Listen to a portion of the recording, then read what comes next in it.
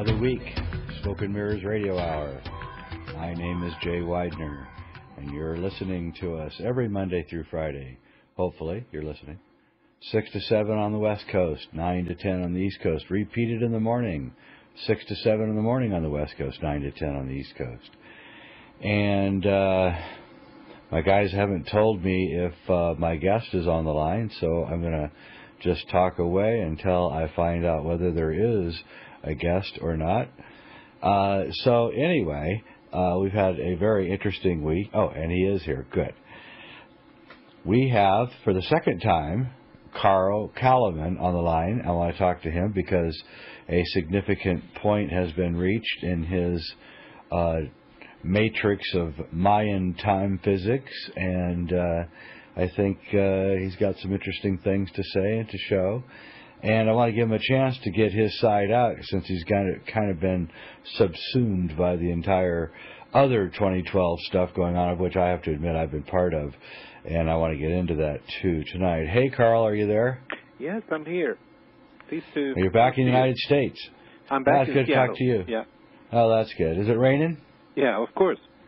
Of course. Or, I don't know if it's raining. It's more like wet in the air, always. Yeah. Yeah. Yeah, it never really rains in Seattle. It's just moist all the time. Yeah, right. Yeah. I like Seattle, though. Yeah. It's raining all up and down the West Coast right now, though. Yeah. But, we passed a significant date, which was yesterday, I believe, and that's why I'm kind of glad we got delayed so we could kind of round out on the other side of the date. And so you of course, were talking about November 7th, the last time we talked, and you said that you think that the beginning of the fall of the U.S. dollar is starting. I was just wondering what your thoughts are. Well, it is still that. I still think that is what is going to happen. I never thought that anything would happen on this particular date, so to speak. It's more like the way I look upon it is that these dates, they are when the shifts in energy takes place on a cosmic level, and then it always takes some time before it lands in the physical reality, so to speak, before it's absorbed by people and then turned into some kind of reality. So my own feeling is still that that in the next month or so that there will be some really significant downfall in the U.S. dollar. Mm-hmm. And like when I did the prediction about the beginning of the downturn of the economy at the beginning of the fifth night, which was then in November of 2007, 2 years ago, another night starting. Then it took about 3 weeks until the effects of this cosmic energy shift started to be evident in the economy, and it would have surprised me very much if something would have happened this particular day, so to speak. Mm-hmm. So, I think you got something. I think we're going to see everything just seems so hyperinflated in the economy right now. Just all looks terribly unsustainable, and I can hardly believe anyone is foolish enough to invest in the stock market. But apparently, there's a lot of fools out there right now. So, I wanted to ask you. My old friend John Major Jenkins he is I would say equal with you as a scholar, and he has a completely different date for the end of the Mayan calendar than you, and I guess everyone's sort of run towards his date for some reason. And I was wondering what's the discrepancy between you and John's point of view on this? It's a fundamental discrepancy, I think. It is about what is the nature of the Mayan calendar.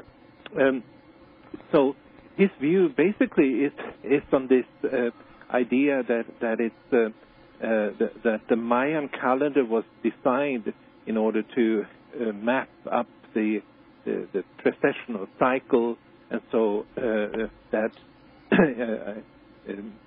so he thinks that the Maya 2,000 years ago somehow were able to point out when the winter solstice sun would be close to the galactic center, so to speak.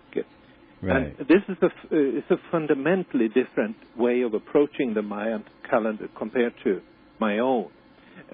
In other words, what I'm saying is the Mayan calendar, unlike all other calendars, is not astronomically based. It's not based on astronomical cycles.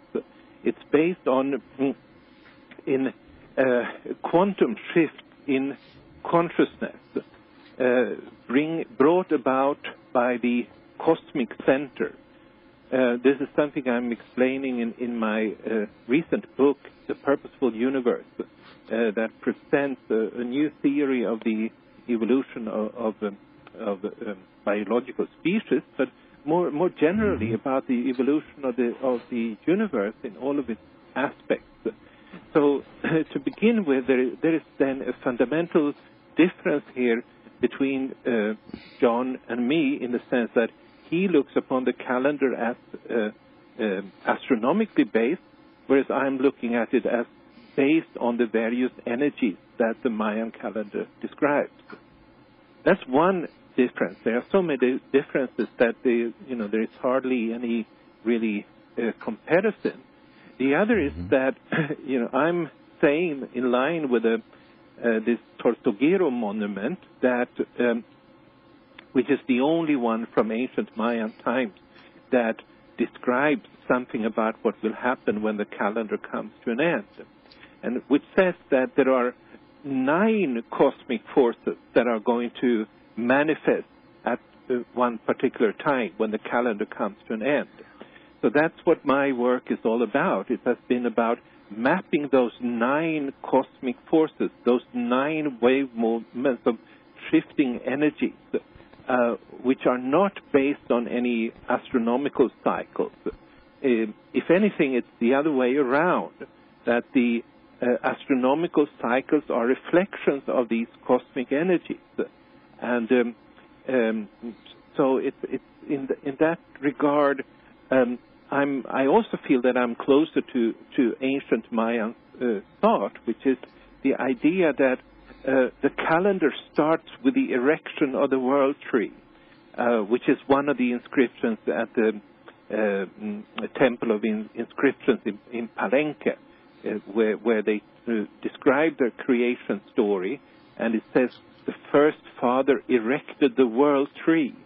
So my entire theory, which is developed in my books and especially in my most recent book, The Purposeful Universe, is about this, what is called the tree of life, which is the central axis of the cosmos, and the various shifts in energy states that this central axis goes through, and as it does so, it changes the world, it changes our ways of thinking, it alters and evolves our consciousness, all according to what I see as a cosmic plan.